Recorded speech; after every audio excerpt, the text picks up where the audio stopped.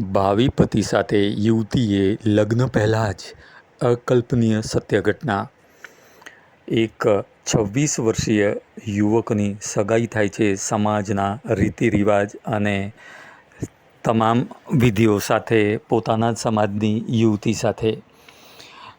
દેખીતી રીતે તો બંનેને ખૂબ જ પસંદ આવ્યા હોવાથી બંને ઘરના માતા પિતા અને સમાજના લોકોએ સાથે મળીને ધામધૂમથી સગાઈ કરી હોય છે. લગભગ 4-5 મહિના પછી ભવ્ય લગ્નનું આયોજનની તૈયારીઓ પણ થઈ ચૂકી હોય છે.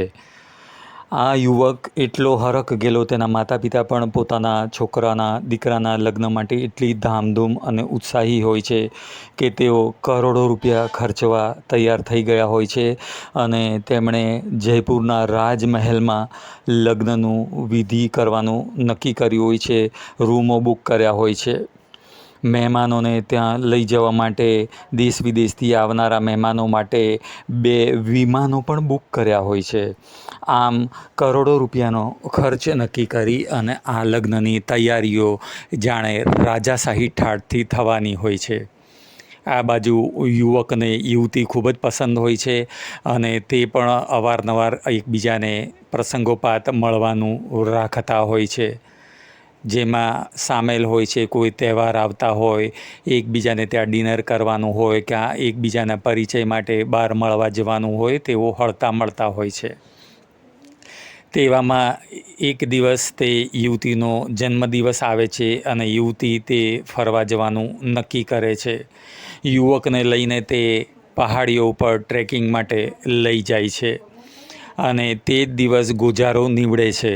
તેઓ ત્યાં જ્યારે મસ્તીમાં હરતા ફરતા હોય છે, પહાડ ઉપર ચડતા હોય છે અને આનંદપૂર્વક ફોટો ક્લિક કરતા હોય છે. ત્યાં એક ફોટો ક્લિક કરવા જતાં અચાનક જ તે યુવાનનો પગ લપસી જાય છે અને તે ઊંડો પહાડ ઉપરથી નીચે પટકાય છે અને ત્યાં યુવતી બૂમાબૂમ કરી મૂકે છે. લોકો ભેગા થઈ જાય છે. તરત જ પોલીસને અને અધિકારીઓને જાણ કરવામાં આવે છે. તરત બધા આવી જાય છે અને તે યુવકને શોધખોળ આદરે છે, પરંતુ ના થવાનું થઈ ચૂક્યું હોય છે અને યુવકનું પ્રાણ પંખેરું ઉડી ગયું હોય છે. આમ તે યુવતી ધ્રુસકે ને ધ્રુસકે રડે છે. તે પોતાના સાસરાવાળાને ફોન કરે છે, ભાવિ અને માતા પિતાને જણાવે છે અને પોતે ખૂબ જ કલ્પાંત કરી મૂકે છે. આ બાજુ પોલીસ પણ આ મામલે અકસ્માતે નોંધ હાથ ધરીને આગળની કાર્યવાહી કરતી હોય છે. ત્યાં અચાનક જ પોલીસને કંઈક અજુગતી વાતો જાણવા મળે છે, જેના કારણે તેમને શંકાનો કીડો સળવળે છે. તેમણે જ્યારે ઘટના સ્થળની આસપાસની બધું વિવરણ જોતાં તેમણે જોયું કે જ્યારે તે યુવક અને યુવતી જન્મદિવસના દિવસે તે યુવતીના તે પહાડ ઉપર ફરવા માટે જઈ રહ્યા હોય છે, ત્યારે તેમની પાછળ એક ત્રીજી વ્યક્તિ પણ હુડી એટલે કે માથે ઓઢીને ફરતી પાછળ જોવામાં આવે છે, જે પોલીસને કંઈક શંકાસ્પદ જણાય છે. એ પછી આગળના બીજા પણ કેમેરાઓ તપાસતા જાણવામાં આવે છે કે તેમનો પીછો કરનાર યુવક તો બહુ પહેલેથી જ, તેઓ જ્યારે તળેટીમાં નીચેથી ઉપર જતા હોય છે ને આગળના હિસ્સામાંથી પણ તેની પાછળ જતો હોય તેવી જાણકારી લાગે છે. આમ પોલીસને એક વાતની શંકા થાય છે કે 33 ડિગ્રીની આસપાસની ભયંકર ગરમીમાં કોઈ માથે ઓઢીને શા માટે ફરતું હોય.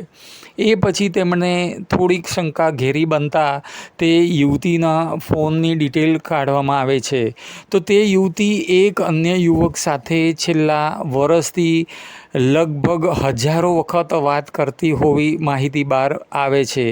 લગભગ તેણે છેલ્લા વર્ષમાં 2000થી વધુ કોલ કર્યા હતા એક જ યુવકને અને તેની સાથે તેણે લગભગ 250 કલાકની આસપાસ વાત થઈ હતી. આમ પોલીસે તેને યુવક અને તે યુવતીને તાબામાં લઈને ઘનિષ્ઠ પૂછપરછ આદરે છે ત્યારે ચોંકાવનારી હકીકત બહાર આવે છે અને જેને સાંભળીને કોઈ પણ ધ્રુજી ઉઠે અને સભ્ય સમાજ એકદમ અવિશ્વાસુ બની જાય તેવી વાત બહાર આવે છે.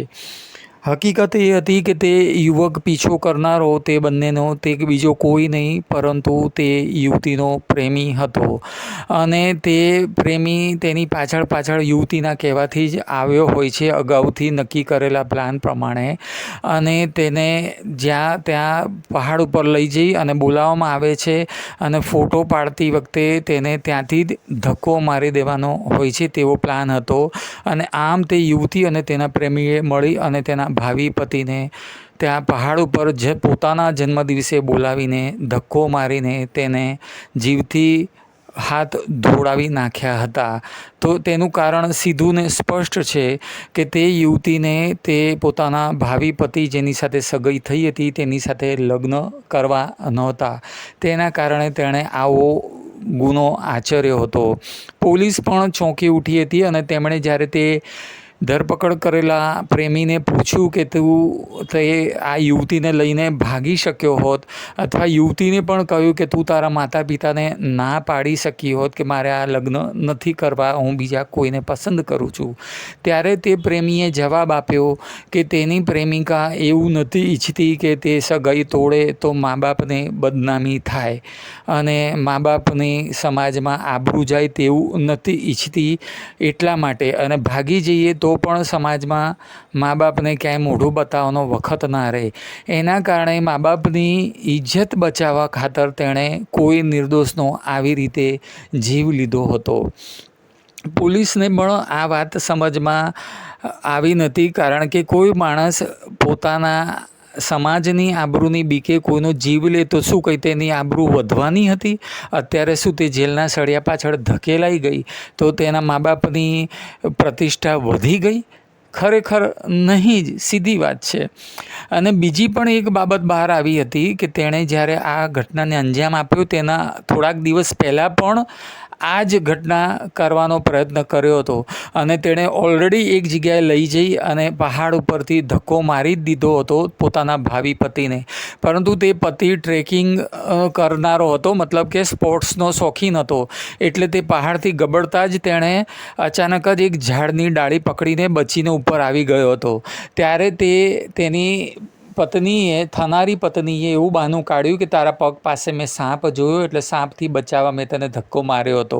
અને તે ભોળો એવો ભાવિ પતિ તે વાત સાચી પણ માની ગયો અને તેને કોઈ શંકા પણ ન ગઈ. અને એ પછી થોડાક જ દિવસોમાં ફરીથી એ ઘટનાને સફળ બનાવવા માટે તેણે ફરીથી તેને પહાડ ઉપર ફરવા માટે લઈ જાય છે જબરજસ્તી. અને ત્યારે તે ભોળો પતિ ભોળા ભાવે તેની સાથે જાય છે અને પોતાના જીવથી હાથ ધોઈ બેસે છે. આમ એક કરોડપતિ અને એકદમ હોંશીલા, પોતાને ખૂબ જ પ્રેમ કરનારા ભાવિ પતિને એક યુવતીએ પોતાના પ્રેમી માટે થઈને એક નિર્દોષ વ્યક્તિનો ખોટી રીતે અને ખોટા કારણસર જીવ લઈ લીધો હતો અને જેલના સળિયા પાછળ ધકેલાઈ ગઈ હતી.